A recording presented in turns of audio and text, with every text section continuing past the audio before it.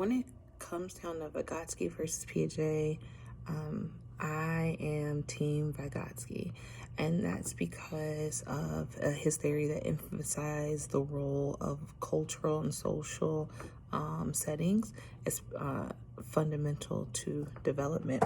So he believed that like the community, the environment, all contributed and built your social and cognitive skills. The other thing I appreciate is his zone of proximal development. And so he introduced this theory. It's called ZPD, which is like the difference between what a learner can do with help and without help and guidance, versus what they can do on their own. And the emphasis is to have guidance first, and that's called like scaffolding, and then and that's providing support to a young learner, and then they're able to build on their own. And I think that is a fantastic theory. Also, Vygotsky argued that language, written symbols, rituals, all of those things shape how we think in our cognitive processes.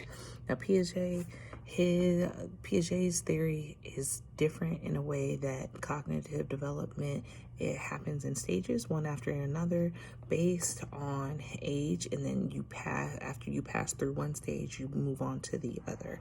So you have like sensory motor stage, a pre-operational stage, concrete operational stages that take you from one process and learning and logical reasoning to the other. And the biggest difference that I found is the use of like language in development.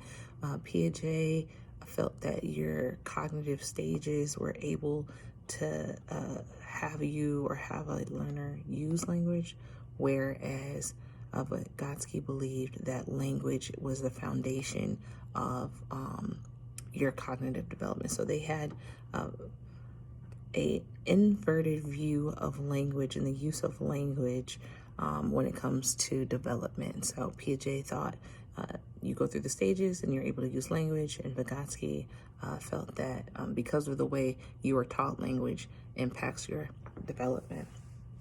Both pivotal influencers on developmental psychology, but very different approaches as to how thinking, language, and development is processed in children.